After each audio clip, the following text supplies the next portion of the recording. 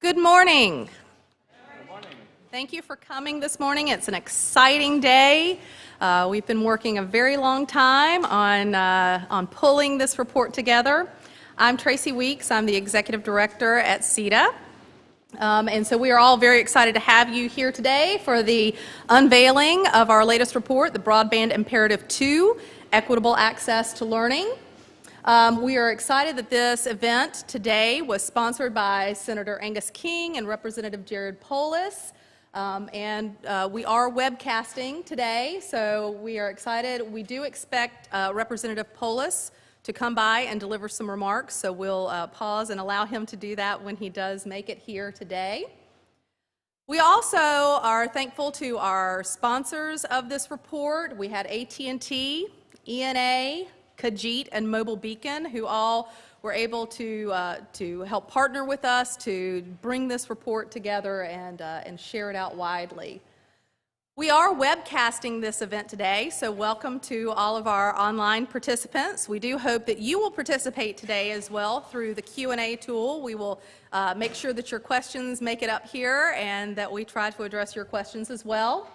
Whether you're online or in the House, or actually in the Senate, you can share your thoughts via Twitter. We do have a hashtag K12 Broadband, and you can tag us at Setda. I do ask that you take just a moment to make sure your phones are on silent so that we don't have any interruptions during our speaking time here. Just a little bit about Setda. We are celebrating our 15th anniversary this year and very excited to do so. But we are the principal membership organization for our state education technology leaders around the country and really focus on state-level policy, state-level leadership, and looking at all different aspects of educational technology, digital learning. We also provide professional learning, interstate collaboration, and public-private partnerships. We have a nice history of producing resources for the field, and in fact, today's report is really part of a series that began back in 2012 when we released the first Broadband Imperative report, which did set some nice, aggressive, lofty goals for where we wanted to see broadband in our schools, in our districts, in our states. And now it's time. We set those, initially for the outside goals being 2017-18. So now it's time to refresh those so we can even look ahead on where we want to go over the next several years. We also have the Navigating the Digital Shift that really looks at moving from print materials to digital materials, the E-Rate Modernization Toolkit in 2015, OER case studies, and now we're really excited to also have released just this spring the State K-12 Broadband Leadership, which was a precursor to this report, looking at what are our state leaders actually out there doing regarding broadband. We will have some opening remarks from Commissioner Jessica Rosenworcel as well as Joseph South from the Office of Education Technology. And then we have a great set of panelists. I'll just kind of go down the road. We have Christine Fox, who is Setda's Deputy Executive Director. We have Jeff Mao with Common Sense Education, Lawrence Coco from the New Jersey State Department of Education. We have Dr. Lisa Spencer, who is at Prince George's County. And then we have Jeff Egley, who is at the Utah Education Network. So we're really looking forward to hearing their remarks today as well. So we will actually go ahead and open up with Commissioner Rosenworcel and allow her to have a few moments. Thank you. Well, thank you, Tracy. It is great to be here. So let's thank Senator King and Congressman Polis for hosting us today. Yeah. And of course, thank you to Setda. As an organization over the last 15 years, you have done so much good work on behalf of our nation's students, and we are grateful for your efforts. As you mentioned, you've also been responsible for a little bit of history, because back in 2012, you released your first Broadband Imperative report, and you suggested it was high time for the Federal Communications Commission, where I work, to update its E-rate program. You pointed out that the program, which is the nation's largest education technology program, was frozen in the era of dial-up. It needed to be streamlined, simplified, and refocused on high-speed service. And you know what? We listened. We worked with schools and educators all across the country to put in place E-Rate 2.0, which now supports broadband and Wi-Fi in schools in every state across the country.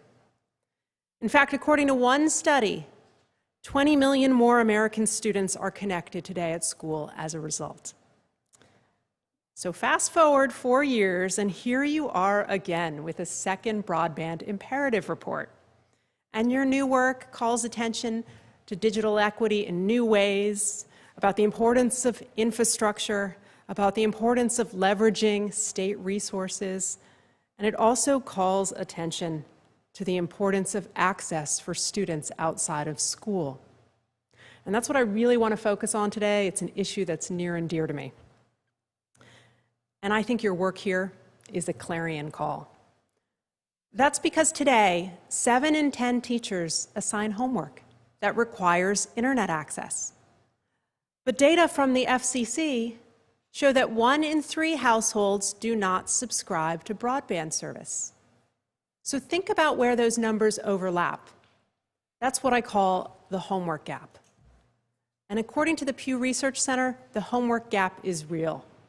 We have 29 million households with school-age children in this country, and 5 million of those households do not have broadband. In fact, according to Speak Up, and its most recent survey, they have found that 1 in 5 students across this country today fall into the homework gap. So let's think about what it means to be a student in one of those households. Think about how just getting basic schoolwork done today is hard. And I know, because in states all across the country, I have spoken to those students. And I've had the opportunity to meet with students in California who linger in the halls as long as they can after school, just to do their work in a safe place with internet access. And I've heard from high school athletes in New Mexico who get back late at night from their football games and sit in the pitch-black darkness of the school parking lot just to access the wireless signal they need for their schoolwork. I've spoken with kids in Texas who do their homework at fast food restaurants, and they type their papers with fizzy drinks and a side of fries. And I've spoken with girls, and this one's near and dear to me, who want to go on to careers in science, and they plead with their parents night after night to drive them to their friend's house or the house of a relative where they can get internet access. So, these kids are resilient. They are cobbling together whatever connectivity they can find. They are making it work. We should be impressed. But it really shouldn't be this hard. And it's not just about them. Remember, it's about us. Our shared economic future depends on having a smart, digital, and diverse workforce. And we are shortchanging these students and our economy as a whole if we do not find ways to bridge this homework gap and close this new digital divide. Good news. We are doing some things about it. Earlier this year, the FCC updated a key program it has for low-income households called Lifeline, and we updated it to make sure that it not only supports traditional telephone service, but has an option going forward to support broadband. And even better, we made sure that the devices that are supported and the connectivity supported in this program have to be Wi-Fi capable, and that over time they can be used to tether and create wireless hotspots. Even better, we have our colleagues at the Department of Housing and Urban Development who've created the Connect Home program to bring more connectivity to low-income households across the country too. But here's the thing, we can't stop now. We need to do more, and I think that more is going to take place at the state and local level. We need to tap into creative efforts all across the country to bridge the homework gap and make sure that federal policy here in Washington supports those efforts. And your report calls attention to a whole bunch of them. Now let me See if I can describe 3 of mine. First, let's imagine for a second you're not in Washington, D.C. So leave the marble of this stately room on Capitol Hill behind, and imagine you are across the country in Coachella Valley, California. It's an agricultural community that's bounded by the red cliffs of 2 different mountain ranges. And between the hills are fields that produce dates and citrus. Many of the students in the schools in this community are the children of migrant farm workers. They're from Spanish-speaking homes. And the superintendent in this district wanted to show them there was a world outside the agrarian community behind the school doors. So he worked to create a program to give every student a tablet device. But what he found was those students were sitting in the hall outside of his office late after the school bell had already rung, tapping on their devices in the only place they knew they could get a reliable signal to do their schoolwork. His kids were falling into the homework gap. But here's the thing, he came up with an innovative way to get them out. This is a rural area. Many of the students travel long distances to get to school on the school buses, and he decided to turn that ride time into connected time for homework. He put Wi-Fi routers on the school buses. And even better, decided to park those school buses in some of the trailer park communities in Coachella Valley, where the students were least likely to have access at home. And what we found since then is that there are similar efforts to wire school buses that are taking place in communities as diverse as Marengo, Illinois, and Huntsville, Alabama, and a whole bunch of other places in between. So this is an idea that came from the ground up. It developed locally. But now it's time to see if federal policy can support these efforts and bolster these local initiatives. In other words, let's explore how E-rate can support connected buses and help bridge the homework gap in communities nationwide. Second, imagine Las Vegas, Nevada, Topeka, Kansas, and Athens, Georgia. They probably seem like they have nothing in common with one another. I mean, one is the nation's premier gambling and entertainment venue, another is in the heart of the Midwest, and the last is a university town. But they actually have something in common. These towns all saw a homework gap developing in their schools and with their students, and they decided to do something about it. In their own way, each identified free Wi-Fi hotspots in their communities, places that you could go to get a signal to do schoolwork, places that were safe for students, and they decided to create a directory and map those locations for the students in their schools.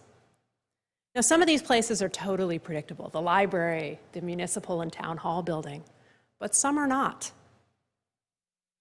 Because businesses of all stripes and sizes decided to get in and step up.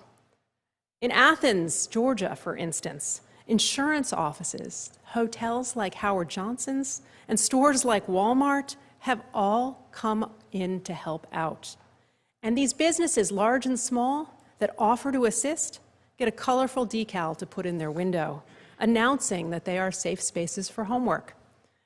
So now imagine those decals multiplying around a town, and imagine the statement that makes to students. Every one of those decals says your schoolwork matters and your community supports you. Again, this is an idea that came locally. It's from the ground up.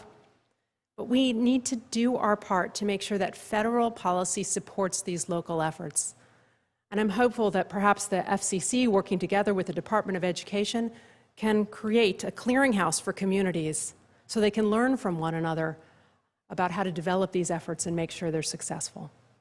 All right, third and finally, picture the libraries of New York City. And you can start with that iconic one on Fifth Avenue, with all those marble columns and grand windows and cavernous spaces. So then picture Cherryfield, Maine. It's got a library too. It's a very small colonial with green shutters in a town of just over 1,200 in the easternmost county of the United States. You might think, again, they don't have anything in common, but they do. Both of these libraries found that there was a connectivity problem in the community and that students were coming to the library to use internet access to do their schoolwork. And they concluded there was another way they could help. They decided to start loaning out library hotspots. So imagine what it's like to be a student who can take one of those hotspots out. It means the difference between staying up in class and falling behind. And yet again, this is something that came up locally and from the ground up. And we need to do more to make sure that federal policy supports this initiative because it works in urban areas, rural areas, and it could probably work in everything in between. And the Library Service and Technology Act is actually the single program we have in this country to support libraries. It's not administered where I work, but it's administered by the Institute of Museum and Library Sciences. And funds from this program are used to support a wide range of statewide initiatives. And I think connectivity involving hotspots should be one of them. All right, so let me end this simply and make my points. As we wrestle with the new challenges of technology, access, and equity, local solutions deserve federal support.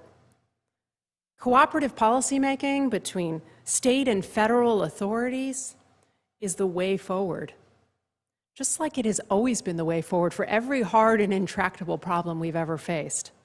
And by working together, we can bridge the homework gap and close this new digital divide.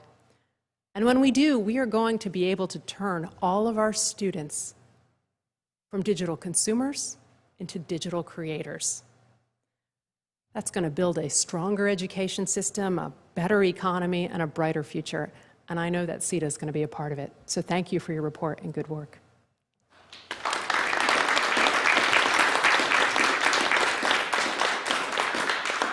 Thank you so much, Commissioner. We are very excited to have Representative Polis here with us, who was one of the sponsors of this event, and I'd like to invite the Congressman to come up and to share a few thoughts with us.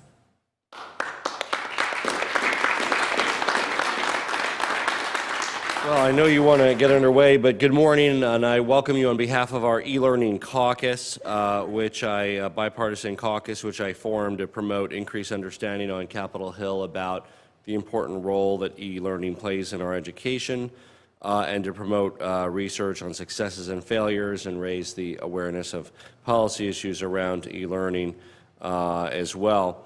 As a former entrepreneur and chair of our State Board of Education in Colorado, as well as the founder of 2 charter schools, I've always been very interested in the intersection between education and technology. And throughout my time in Congress, I've been excited about the opportunity technology presents to improve access and quality education. I've got to see practices that work and practices that don't work in the field. And of course, we are all here today because we're very excited that digitalized and personalized learning offers a tremendous opportunity to provide every child with an education that's tailored to their unique needs, to their unique learning styles.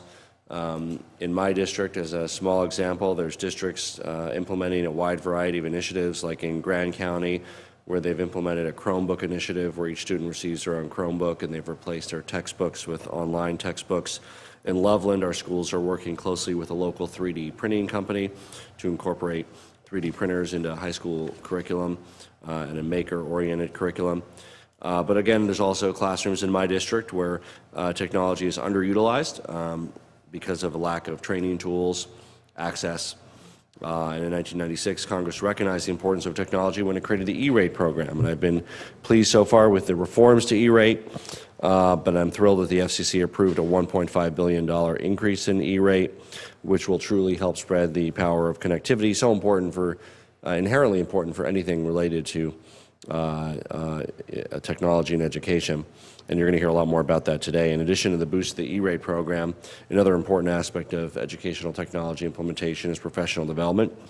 I'm proud that ESEA includes language that allows for professional development that supports personalized learning in ed tech.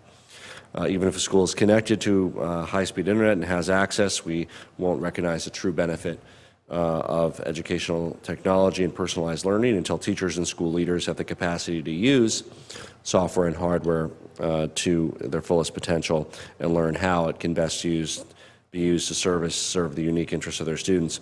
Finally, I want to mention another area that is key for educational technology, very important to me and my constituents, and that's the conversation around student data privacy. I'm a staunch advocate of both privacy and digital learning, and I believe it's critical we protect student privacy, but also enable the kinds of technologies and opportunities that digital learning presents to improve education. That's why I was proud to introduce the bipartisan Student Digital Privacy and Parental Rights Act with Congressman Messer last spring. I feel the bill, with a broad coalition of stakeholders, strikes the right balance between encouraging innovation and personalized learning and protecting a student's right to privacy. I want to thank everyone for coming today, give a special thank to our great panelists who are here to share their experience. Because of your commitment to students, educational technology is working, transforming lives every day, and it's helping to create and foster opportunities for students across the country. Thank you again, and welcome.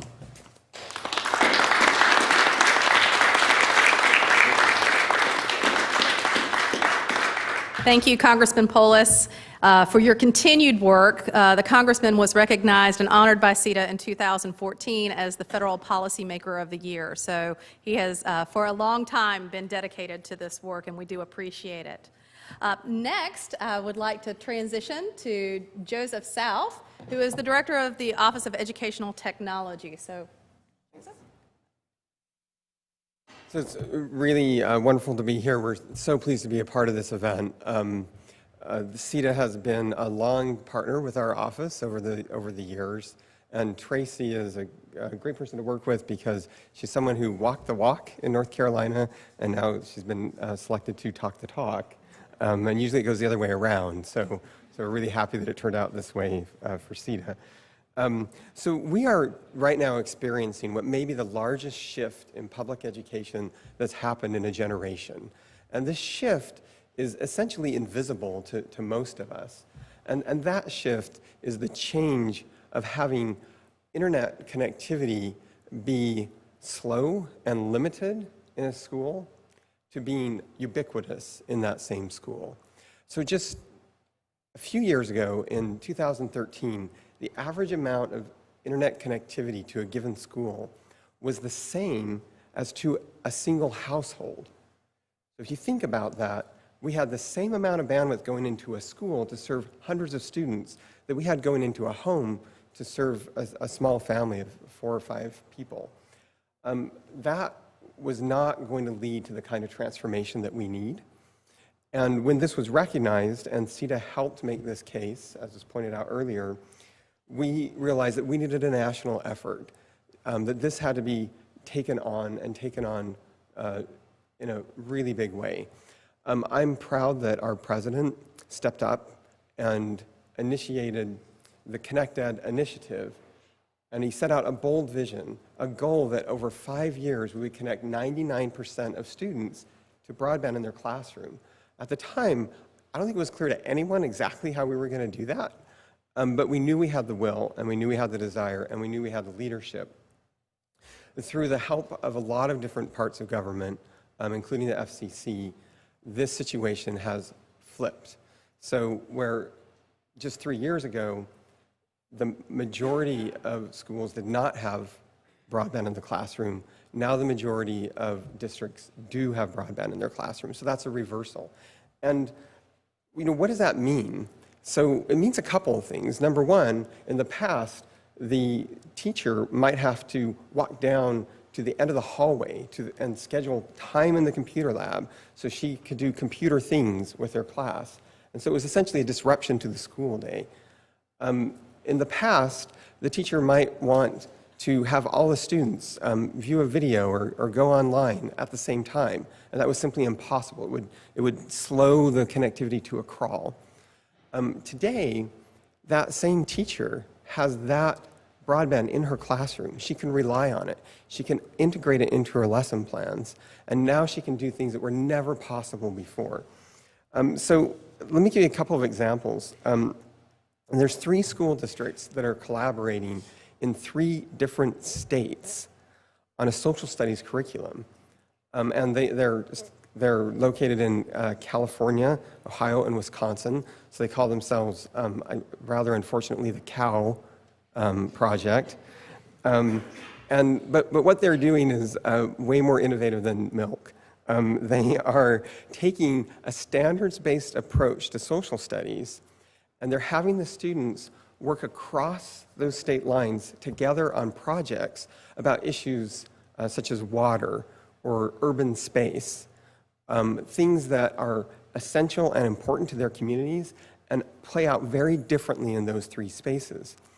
And in addition to collaborating across state lines against college and career-ready standards, they are using a common rubric, but what the students produce can vary widely.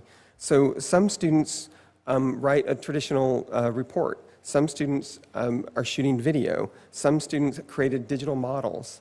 Others conducted science experiments, gathering data from all three of those locations. That simply would not be possible without this kind of foundation and capability. We know from 2 decades of research that when students use technology actively, they learn more and they learn better. And so the goal is not to simply put screens in every classroom.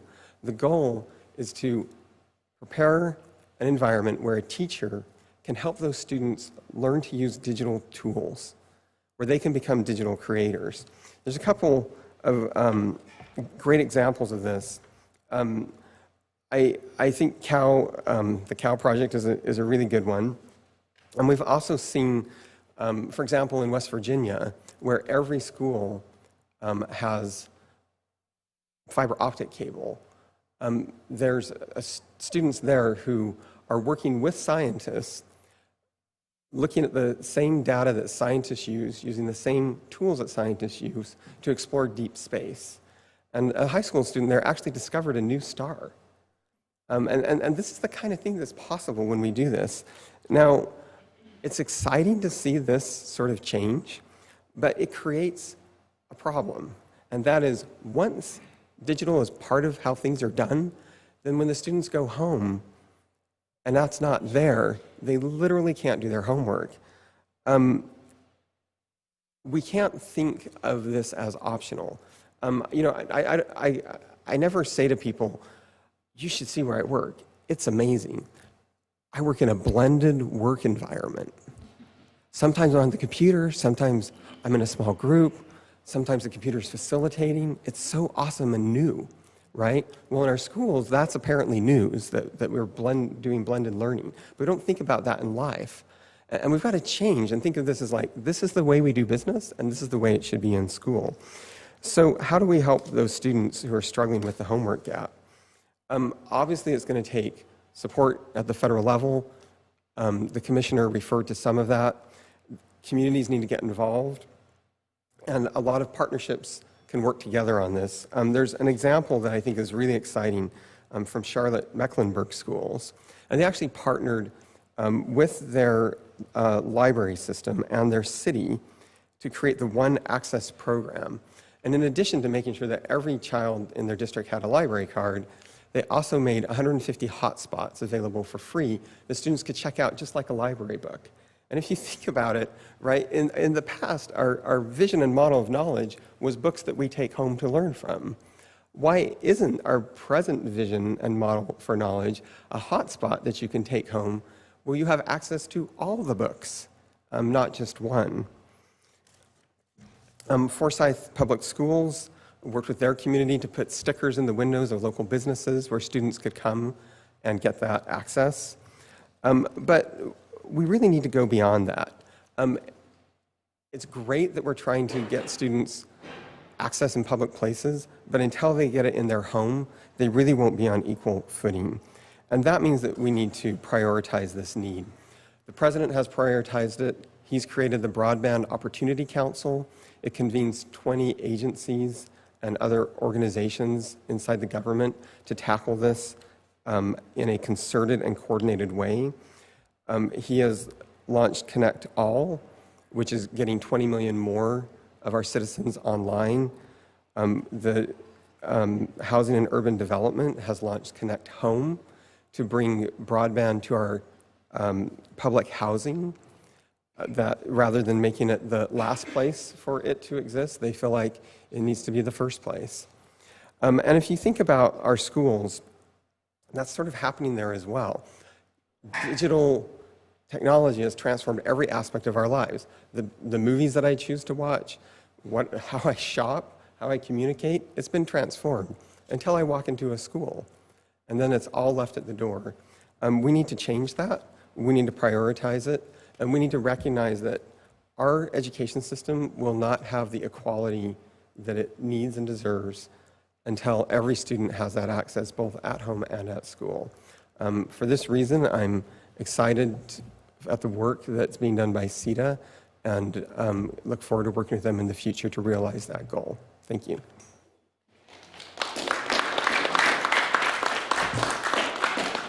We appreciate Commissioner Rosenworcel, Congressman Polis, and Joseph South for being here to help us really set the stage for why this is an important issue, why this is of national importance.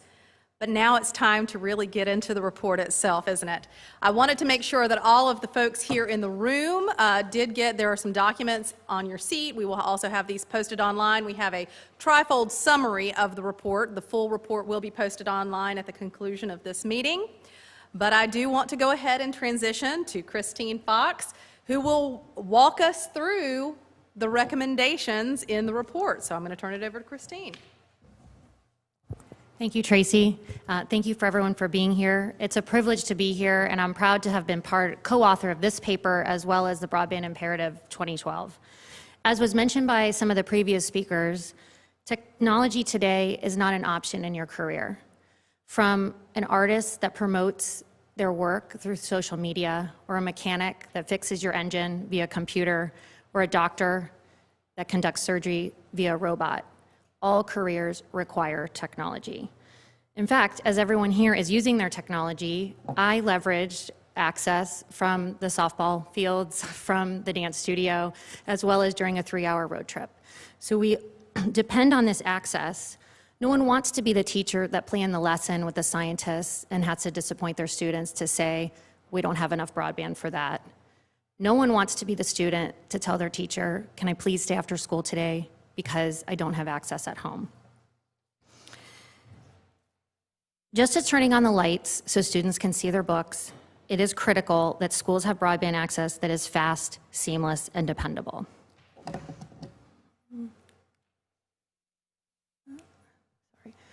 I want to talk a little bit about the collaboration for this report. This work launched last October at Setda's Leadership Summit. Since that time, the task force has met at least bi-weekly. We gathered information, reviewed data, shared examples, discussed priorities. In April, as mentioned earlier, we launched the State K-12 Leadership Broadband paper. And then the task force worked more closely on the specific targets as well as recommendations. The members of this group are passionate, dedicated educators, CIOs, digital learning leaders, state network coordinators, members of the private sector, and E-rate coordinators. We spent countless hours in meetings, writing, editing, discussing. Differences of opinion at times caused us to dig deeper, find additional information to support students' needs. Only through the support of Setda's members and partners was this work possible. As was shared via multiple examples, there has been a shift in the learning model. Most important to our task force was the why. Why is K-12 infrastructure important? Task force remembered and reminded each other regularly. Focus on the learning goals, and then the infrastructure should support those goals directly. Spread throughout this work are examples of schools and districts where teachers and students are pushing the envelope. From St. Vrain Valley School District in Colorado, where teachers use peer-to-peer collaboration and feedback to one another, to Maine, where students are learning to program for Minecraft. The first recommendation from this report focuses on the capacity targets. In reviewing the Internet Service Provider and Wide Area Network recommendations from the Broadband Imperative 2012, which included both short and long-term goals, this new paper adds recommendations through the 2021 school year. These recommendations are based on recent trends, research, and consultation with experts in the field. Long-term observations by Cisco, ENA, and multiple state networks indicate that bandwidth demand has grown between 55% and 65% annually for the last 10 years, and there's no sign of slowing down. Based on current usage and projected growth, Setda's new recommended capacity targets for the 2021 school year for a medium-sized school district of 3,000 students is 3 gigabits per 1,000 users.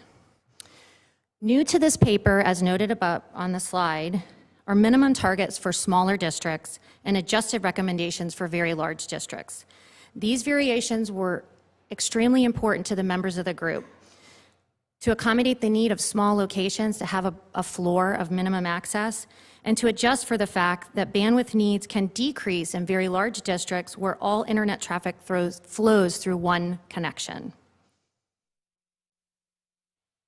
The first recommendation continues with the wide area network recommendations. Setda expects that WAN requirements will come closer to ISP connections. District services such as learning management systems and school information systems are moving to the cloud. Therefore, districts are not required to host those systems locally. As a result, this practice has and will continue to bring the amount of WAN capacity required in line with the amount of ISP. Districts may continue to use WAN to enhance their district experiences with tele options, virtual face-to-face classes, ultra-high definition video, and security videos. Therefore, the WAN recommendations for 2017-18 remain the same for 2021 at 10 gigabits per 1,000 users.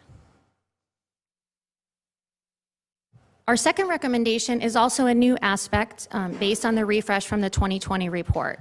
State leaders felt it was important to discuss how to design infrastructure needs to meet capacity targets.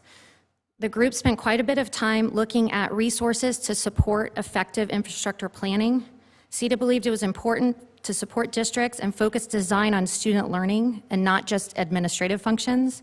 And as districts and schools move to seamless digital learning environments, the importance of high capacity and widely available networks, including wireless, is essential. Setda provides recommendations for future planning, privacy and security considerations, and purchasing options to support efficient and effective spending. Recommendation 3, ensure equity of access for all students outside of school. As noted by Commissioner Rosenworcel and Joseph South, gone is an era where children are given a textbook just to support their learning. Now students are required to complete work online.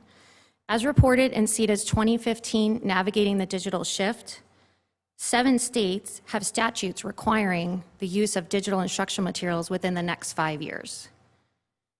If digital materials will be required, then access outside of school is essential.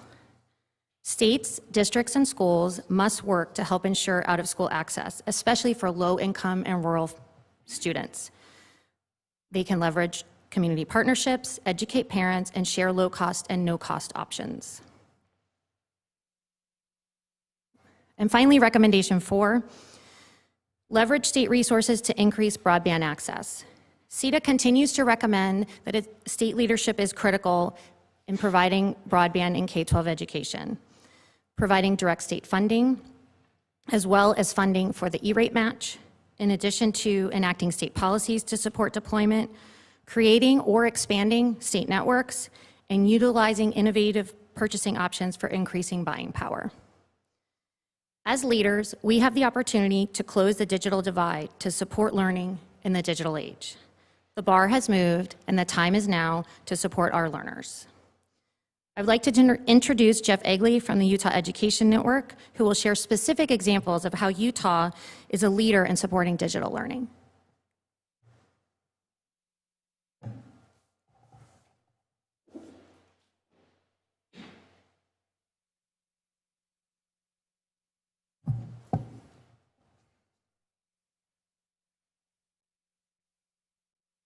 Good morning. It's so exciting to be here today to participate in the release of this report. I'm with the Utah Education and Telehealth Network. Utah Education and Telehealth Network is a state network. We're funded by the state of Utah through our legislature to provide internet, broadband, wide area network connectivity to K-12, public colleges, universities throughout Utah. We also connect most public libraries, and as of 2 years ago, the state legislature pulled in the Utah Telehealth Network, making us the Utah Education and Telehealth Network. And now we also provide broadband and internet services to clinics and hospitals around the state.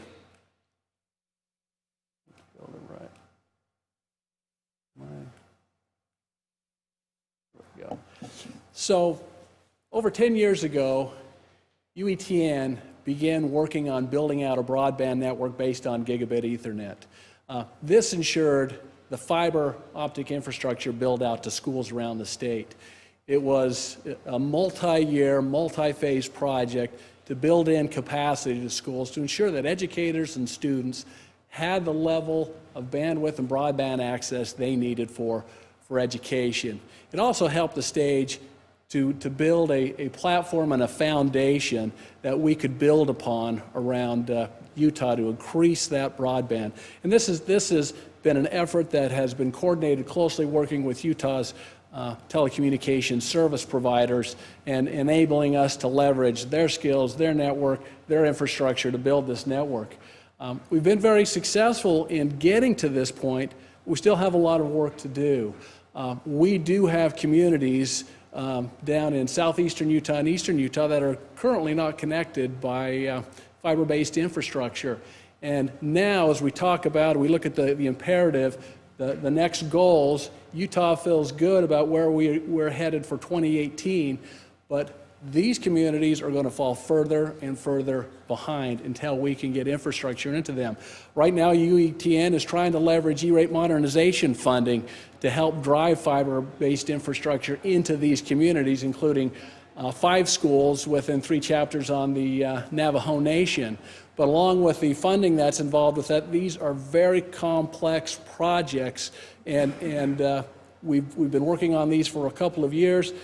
There's more work to come. There's no guarantee that we'll be successful with this next effort, but we're doing a full court press trying to really get infrastructure into these communities, because right now, not only is the school limited on bandwidth, they believe we're providing a good service to those schools through microwave, but the community is severely limited as well. And so as we talk about where does the student go afterwards to get online access, in some cases there's not libraries to go. There's very little community access for broadband. So we have some work to do.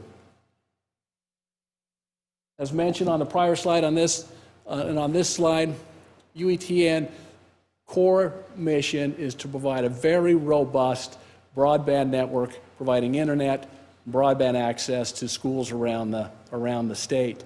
I believe we provide a good service to education because we can proactively monitor and measure and anticipate what those requirements are going to be within the schools, and ensure that we're staying ahead of the curve so that we can meet these requirements and we can step up to those next requirements as we start to look at the imperative and what's in mind for 2021. And I can tell you this past year has been a constant effort in growth where we've turned up a significant number of additional 10 gigabit circuits around the state just to keep up and make sure we are well ahead of demand and meeting the broadband requirements within the schools. We are a public-private, so in every case we are working with industry and the local providers to provide this connectivity. With UETN, we're providing the wide area network. We're providing internet access. We're providing Internet 2 access. We also collaborate closely with all of our stakeholders around the state on issues such as network security. We're a resource for content filtering. We monitor and we manage the network, and we work to design and engineer the network to the best standards to ensure a low latent, robust network that supports the needs of education, can support things such as distance education, real-time applications, video, cloud-based services. And this is so important, and I've seen over the years as we've put in this broadband that the educators and students with this access have matured, and they don't have to consider whether they have the necessary capacity. They can do what they can think about, they can test out and use whatever solution they really choose to use within their school and within their environment. In addition to the network services, UETN also provides a statewide video network, providing distance education resources into colleges, universities, and high schools. This is an interactive video network that helps provide district-to-district classes, concurrent or dual enrollment, as some would call it, as well as university classes. We also have e-media services. We have the Utah Online Library. We provide a lot of professional development. As we start looking at broadband, we start looking at the tools in the classroom. Professional development is so key to ensuring that the educators are prepared and are able to effectively leverage and use this technology in the classroom. And we also operate a broadcast television station. Now, we've seen this build out, we've seen these improvements, we see how is this broadband being used. I think a very exciting, and the report uses this example, is where industry, 8 high schools in northern Utah and their districts, and the Bridgerland Applied Technology College came together through a STEM grant to build a robotics course, the Robotics STEM Academy, to really give the students an edge and a head start on robotic technology, which is heavily used in industry in northern Utah. UETN partnered with BATC in those districts. We helped design interactive video classrooms that connect the college and those high schools together. BATC put this robotic technology in each of those classrooms around northern Utah, and then they are able to interact with one another and take these classes each week. And they're also able to do coding, check their coding, and make sure their programming is working right. It's exciting to see what can happen if you have the right kind of broadband into the schools. And this is, I think this is such a great success to see how the imagination has come together to figure out how do we bring this kind of curriculum into the school. Another one that just really, I think, demonstrates so well and helps catch a vision of what's just possible with broadband. And this past year, the Utah Museum of Natural History approached the Utah Education and Telehealth Network about an opportunity they had to connect with the International Space Station. And they wanted to bring in Salt Lake Middle School students, and they were actually going to have an interactive event with Commander Scott Kelly while on the International Space Station. And so we worked with the museum, we worked with NASA. Broadband's what made this possible, to connect with NASA, timing this uplink where they're able to come live and they're literally able to interact and visit with Commander Kelly while he was aboard the International Space Station. And I think not only did you catch the vision of those students literally visiting with somebody, with the commander, but I think every adult in that room was as captivated as every one of those students was. It was a really exciting event, and it really illustrates what's possible if we provide the right tools, we provide the right broadband to schools. Now this is starting to grow. As in a lot of states, digital learning is the focus. Utah's legislature, who's been supportive in helping us drive broadband around the state, is asking us to work closely with the districts as we get in closer into digital learning to make sure, are our schools ready? Do we have the right wireless and infrastructure in place? And so this past year, we completed a statewide technology inventory in all of the K-12 schools around the state, and that was no small undertaking. We also completed a wireless broadband study, and this is all to help us get a baseline to ensure, all right, what do we need to do to make sure, as we push forward into digital learning, that the infrastructure, the capacity, and the broadband is there to effectively support that. Now we're also looking at a pilot to really look and measure and determine the effectiveness of solutions in the classroom. What is working? How is it being applied? And this is a new role for UETN as we work with districts and the superintendents and the states to do this. And this is a next step moving forward. So as we look at what the imperative is recommending, talking about wireless, talking about broadband to the school, one other I want to mention, the home connectivity is both an urban and a rural issue, and I've heard technology leaders from districts around the state talk about that need to ensure that students, when they leave that school, they have the connectivity they need to continue to study, take their classes, catch up, and do the work that's required of them. And there's really, I believe, the assumption within education, business, and society that broadband access is ubiquitous. It is not. And there really needs to be a focus on ensuring students do have the ability to connect when they leave the school. So excited, once again, as I said, to be a part of this. Thanks for including me, and look forward to the discussion this morning. Thank you.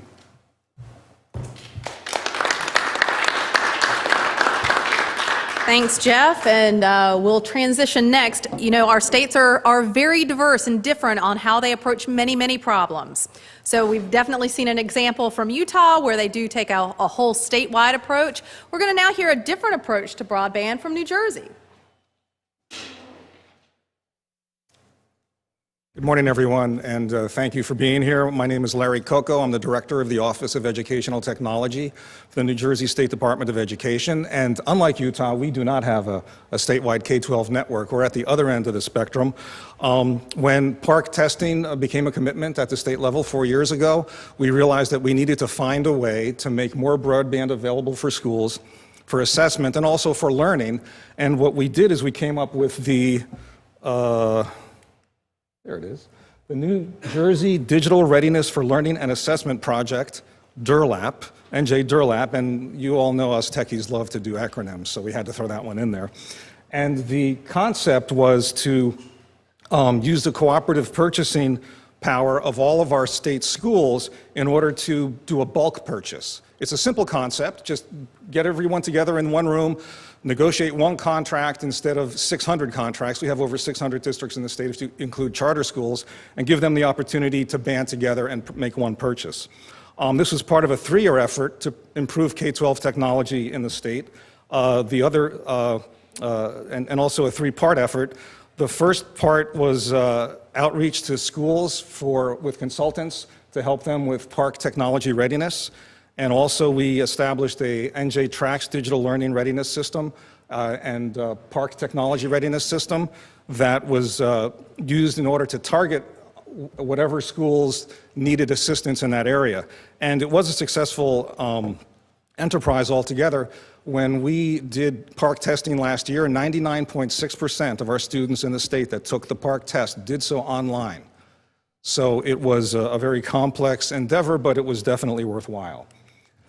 Now, this is the bottom line. We, over the past 2 years of the broadband effort, reduced the price of internet access by 74% with the participating schools, and we simultaneously increased their bandwidth by a factor of 2.2 while saving them $102 million over the life of their contracts. So that is the power of cooperative purchasing. And it really did give those schools simply the power to band together and take advantage of their collective buying power. And we could not have done this without our partners. I can't emphasize how important it was in this collaborative effort. It was a 4-year effort. It was extremely complex. The Educational Services Commission of New Jersey, they led the effort with their procurement expertise. They actually issued the RFP in the state. Bergen County Technical Schools, they helped us with communications and outreach and support in the northern part of the state, and particularly the northeastern part where we have the densest population of schools. And Delaker Strategies was the consulting group that led the project, and with their expertise in determining how to actually carve up the state in terms of what areas we wanted to target for the contract. If you'll look at the map here on the right-hand side, you'll see that the state is in 4 different geographic areas, and what Delaker helped us do is determine how to analyze the availability of bandwidth from the providers in the state and put out the RFP in a 4 geographic segmented fashion so that providers could take advantage of what we call their sweet spot of where they can provide the best price in the state. If you do a statewide contract, all of your providers will bid whatever it costs for them to provide service everywhere in the state, and they can't take advantage of their geographic advantages. By doing it this way, we were able to bring down the price significantly. And let's flip over here. And these are the results.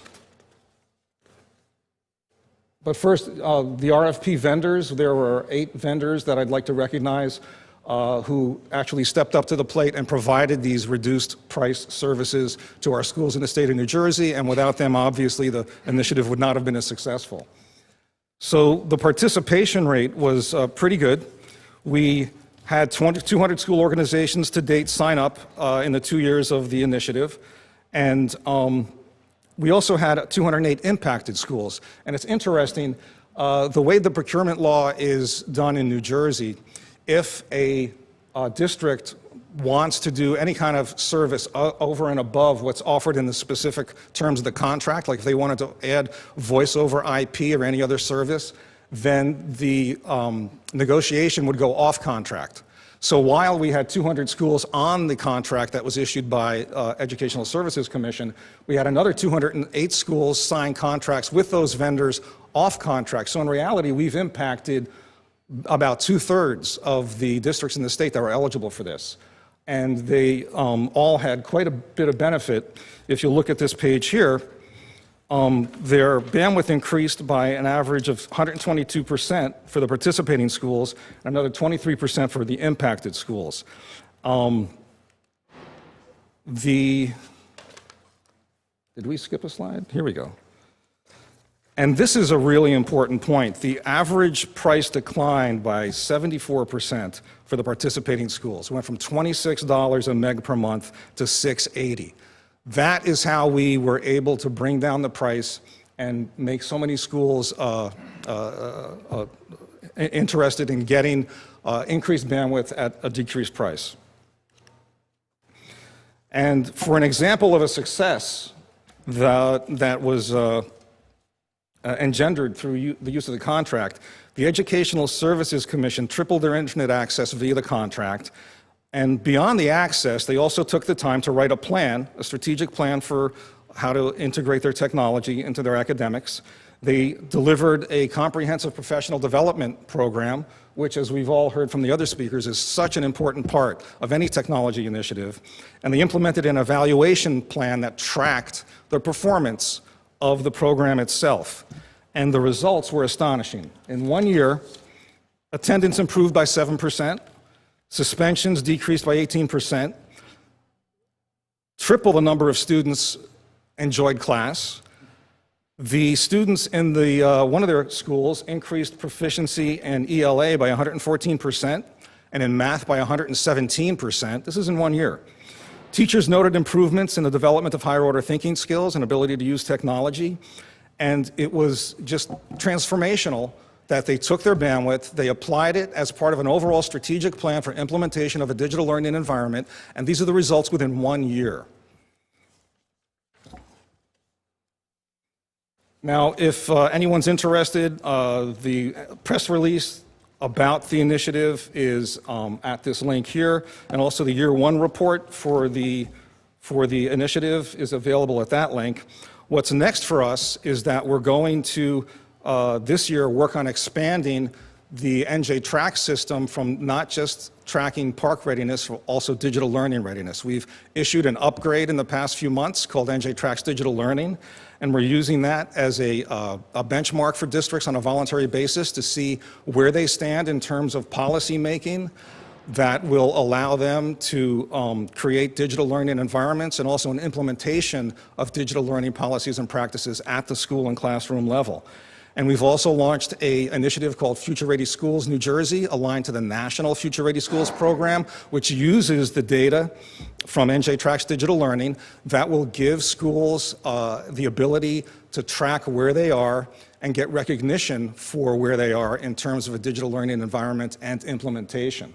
And one point I'd like to make about the broadband paper itself is that the really valuable upgrade that we've seen in this edition here is that it actually does take large district considerations into account as well as small district considerations. We only have about 15 districts in the state that are over 10,000 students. We have 353 at 1,000 or less. So being able to give specific recommendations on bandwidth that are much more contextual to those organizations is valuable, and we expect to see a lot of leverage in the field. And with that, I'd like to thank you for being here, and have a good day.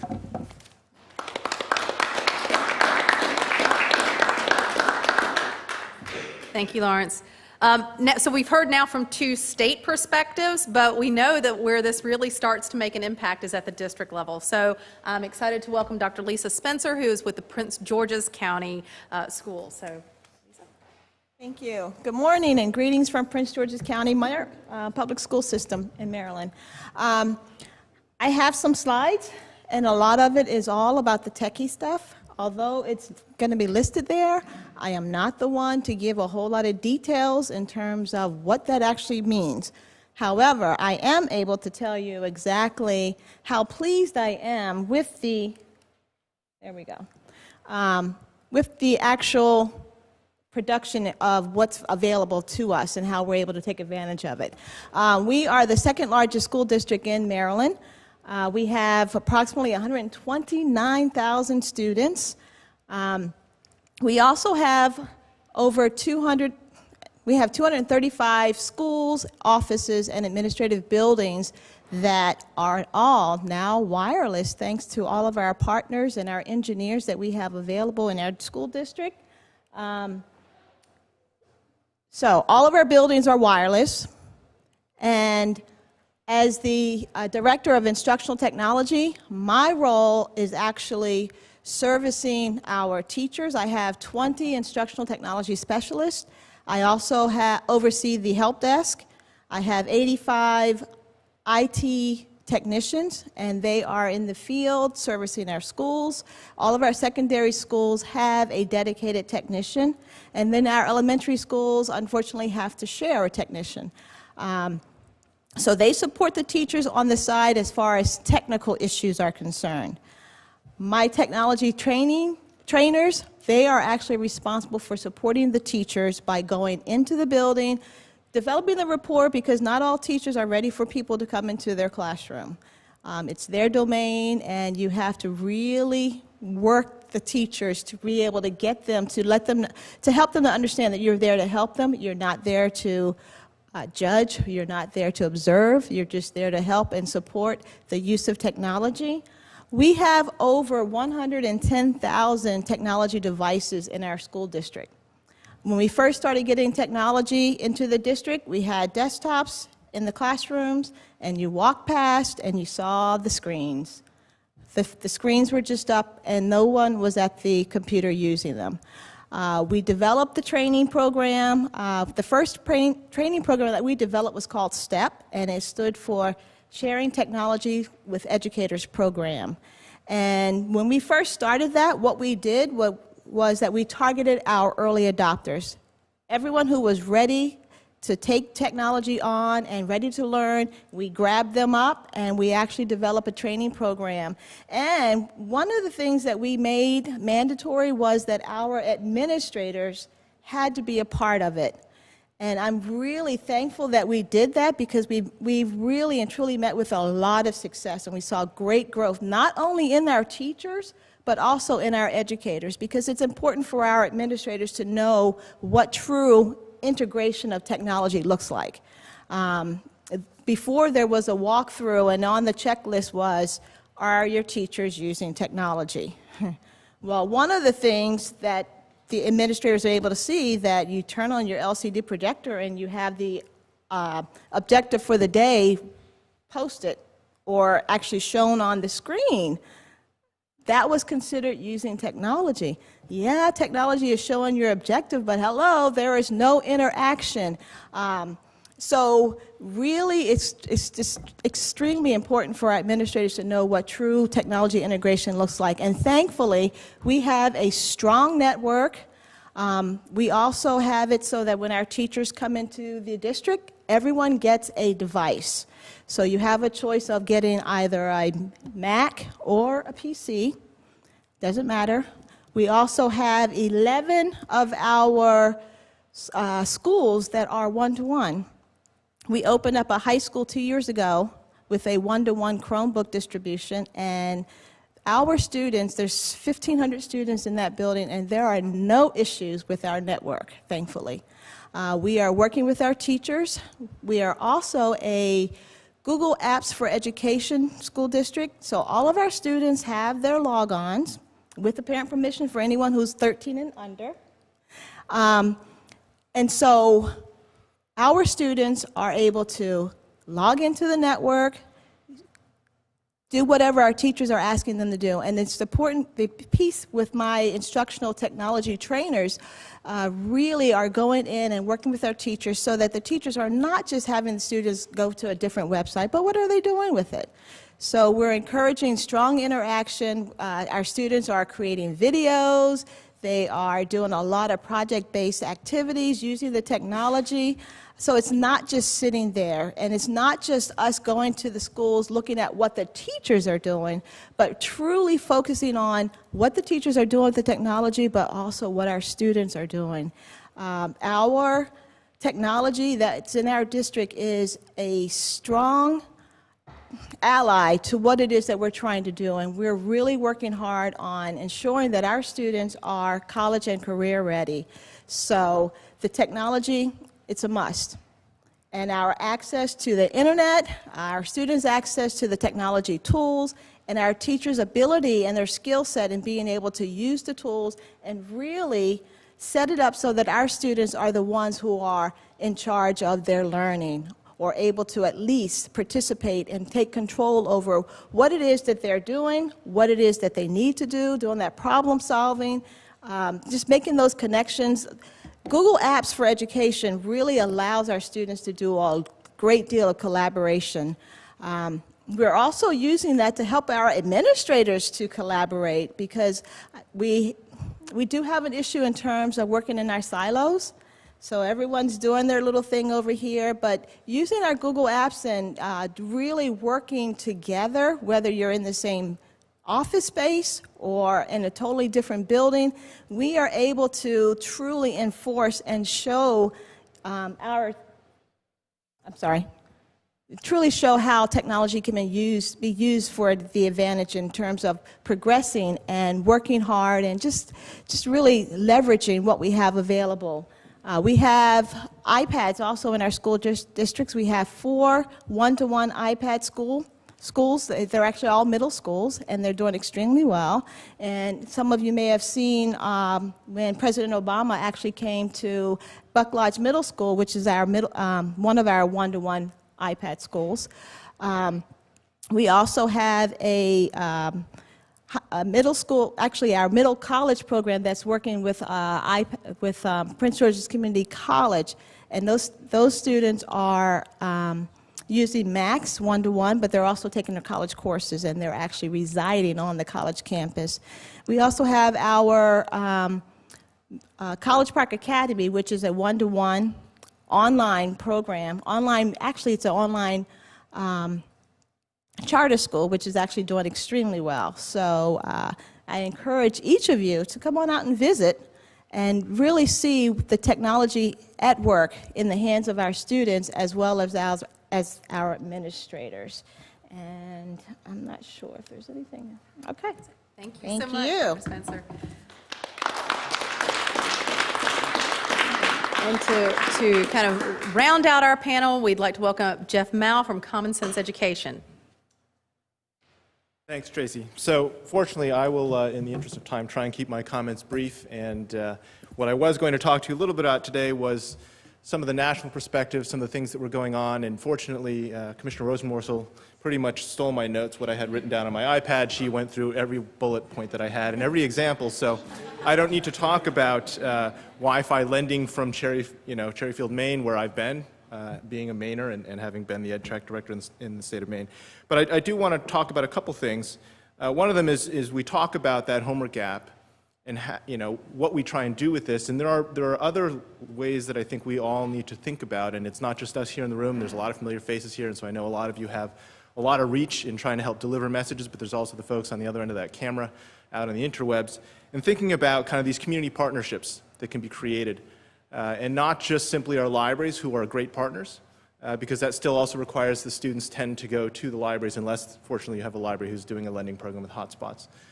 Or folks like we've been working at Common Sense with the National Boys and Girls Clubs of America, who are now also ramping up and bringing broadband to their clubs, because they know that the kids need that access at the clubs, and it's a safe space for them.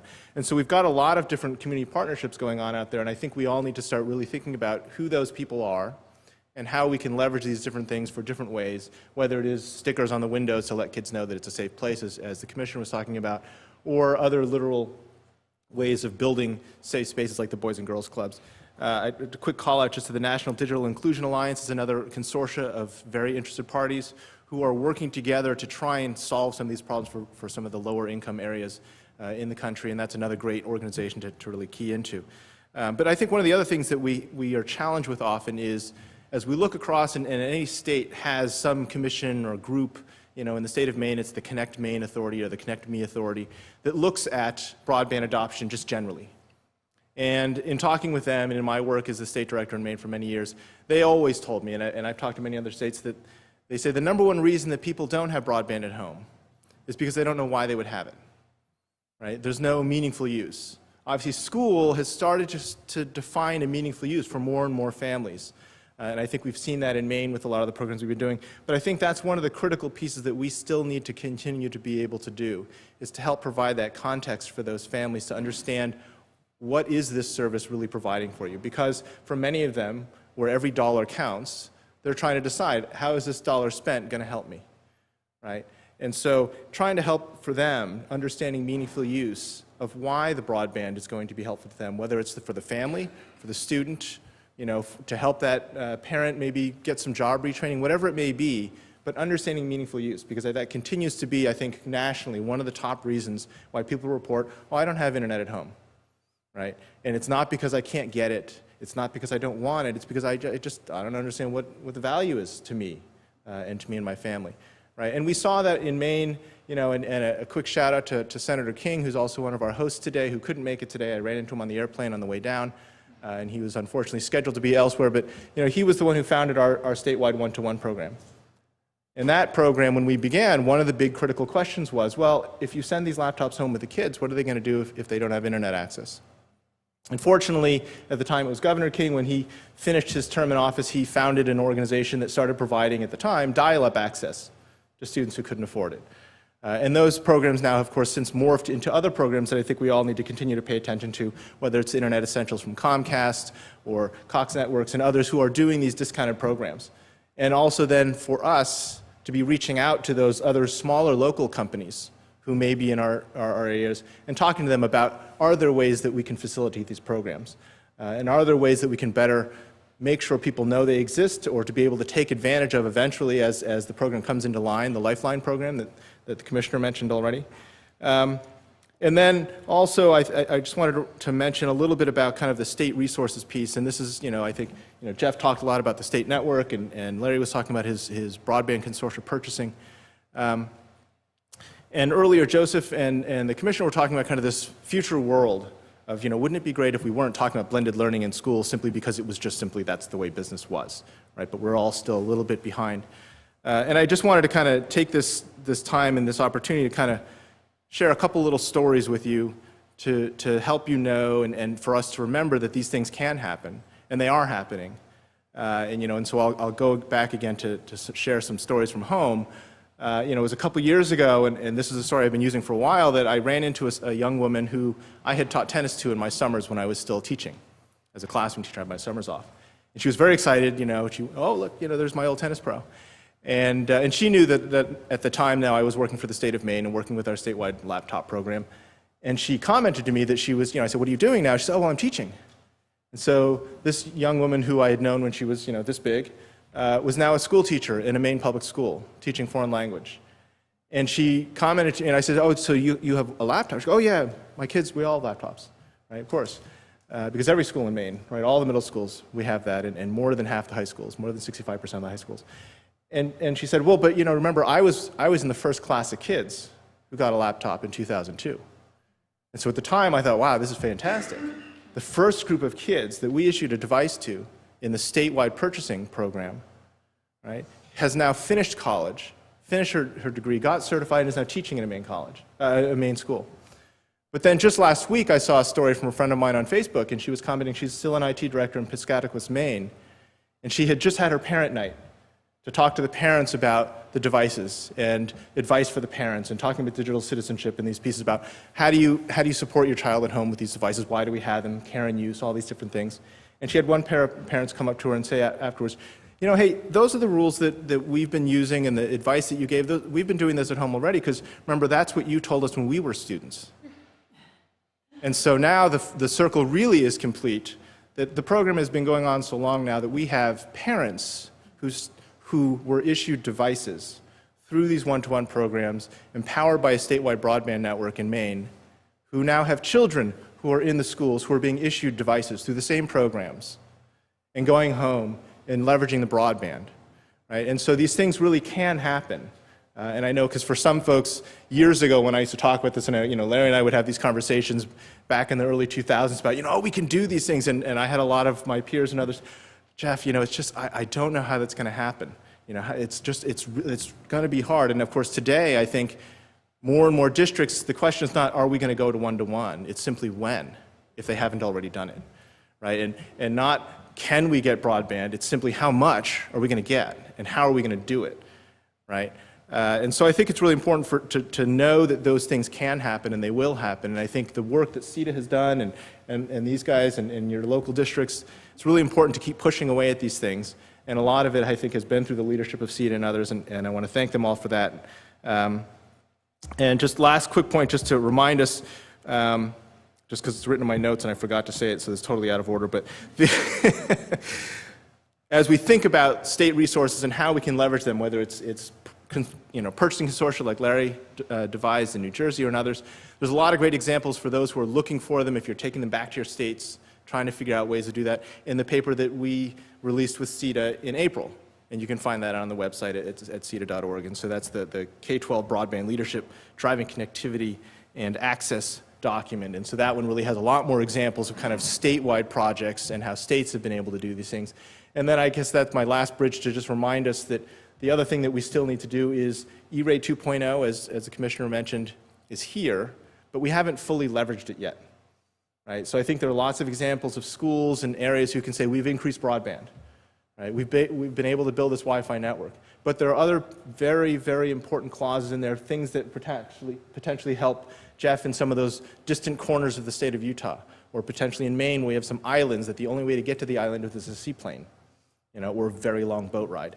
And our internet access to those islands is through microwave towers. And so they're somewhat limited in their capacities because a microwave tower can only go so fast depending on how much money you invest into that microwave tower. And looking at the state matching programs and what can we be doing to try and encourage states to really look at how can states be investing in broadband in their local states in order to gain the federal match through the E-rate program for construction projects to pull fiber to distant corners, or potentially as in Maine, maybe we can actually pull some fiber, lay it down on the ocean floor, and get out to some of those islands that are out in the middle of the ocean there. So anyway, the time is ticking, so I'm going to relinquish the mic. Thanks. Thank you, Jeff.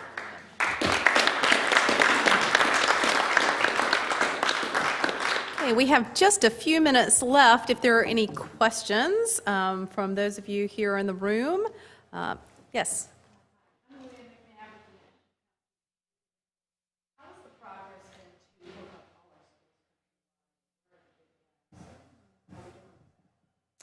Who would like to speak to that? Push to talk to me. I think, as far as, the question, I think, for those on the webcast who probably couldn't hear that was about, what is the progress nationally on getting schools hooked up?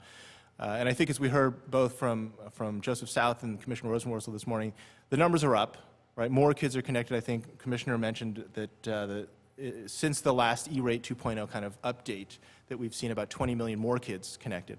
I think as Jeff discussed, every state still has a corner somewhere where we're struggling to find ways to bring high-capacity bandwidth to those areas. Typically, there are areas that are very distant, rural, remote, not well populated, and so from a private sector's perspective, it's very difficult and cost prohibitive to pull the equipment out, to pull that fiber optic cables to get to those regions. And so I think that last kind of 2%, 1% that everyone is still trying to solve. And that's why I referenced the construction grant dollars, the matching dollars that the E-rate program put into place specifically to try and help address those challenges.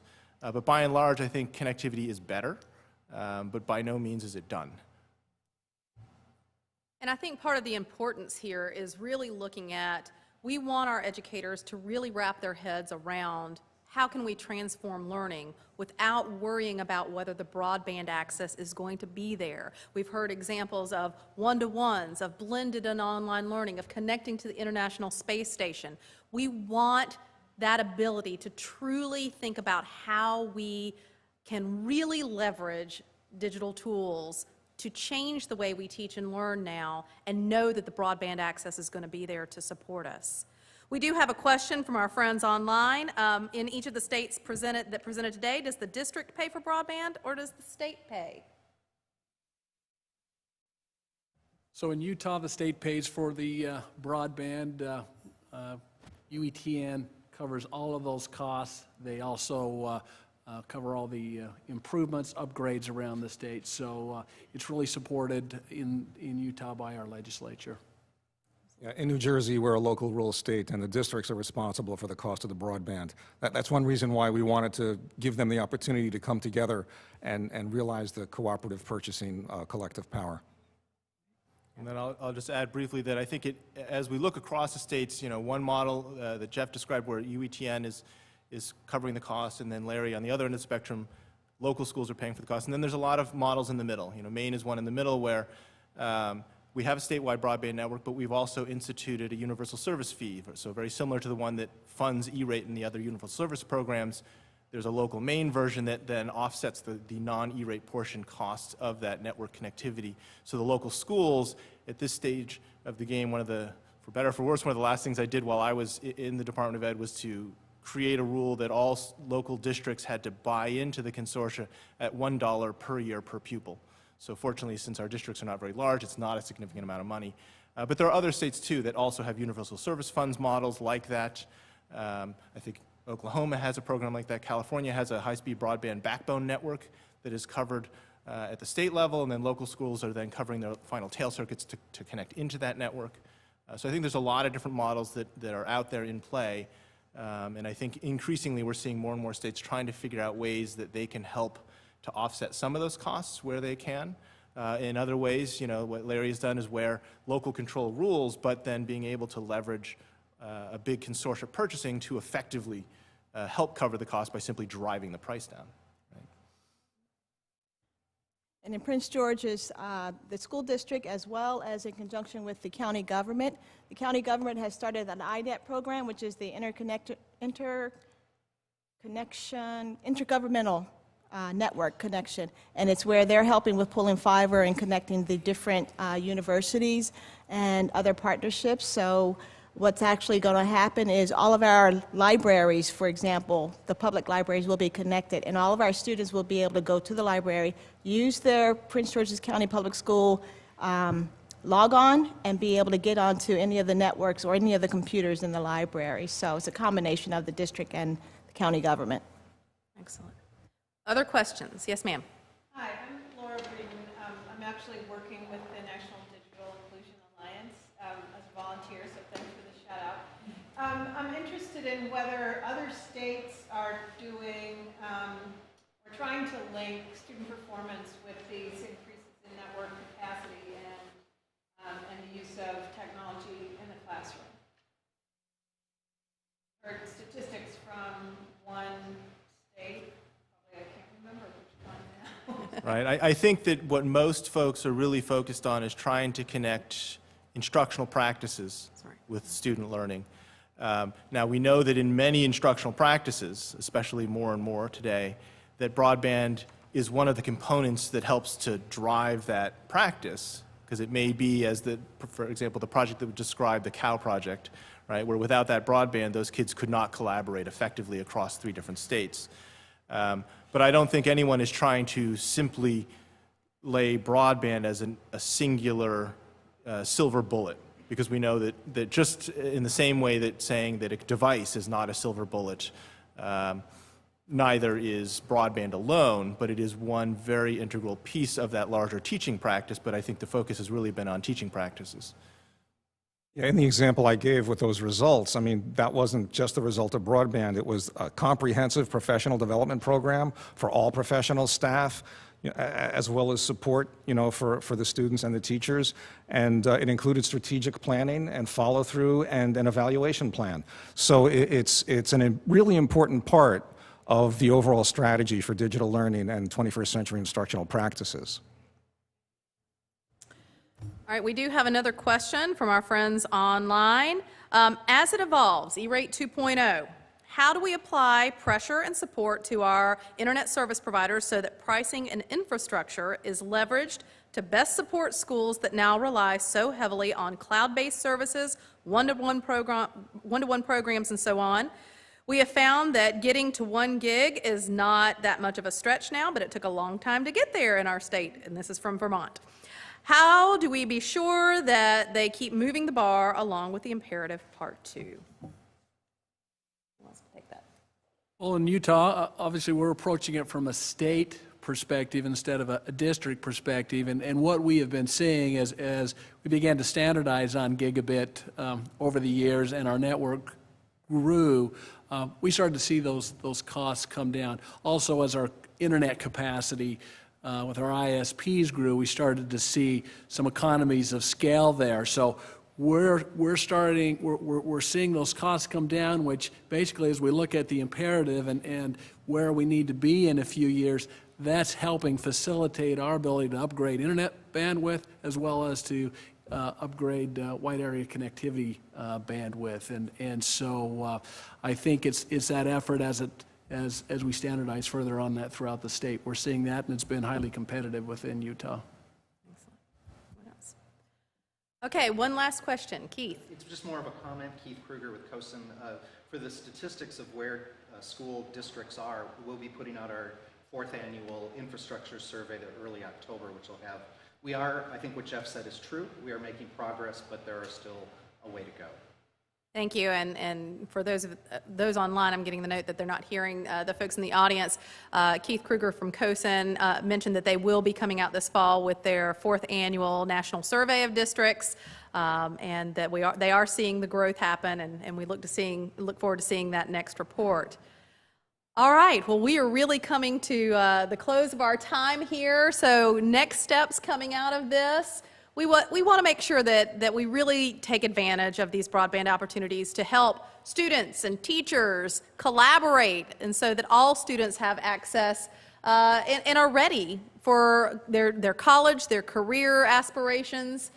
We do want to advocate to increase access to digital tools and resources, both in and out of school, to meet these infrastructure needs. And I think what you're hearing over and over again is that we want to provide equitable access. We want every student to have a personalized learning experience, and we really believe that having these aggressive broadband targets are really necessary to get us there. Thanks again to our partners who did provide us with this opportunity to pull this report together. And we appreciate you all being here. Thank you.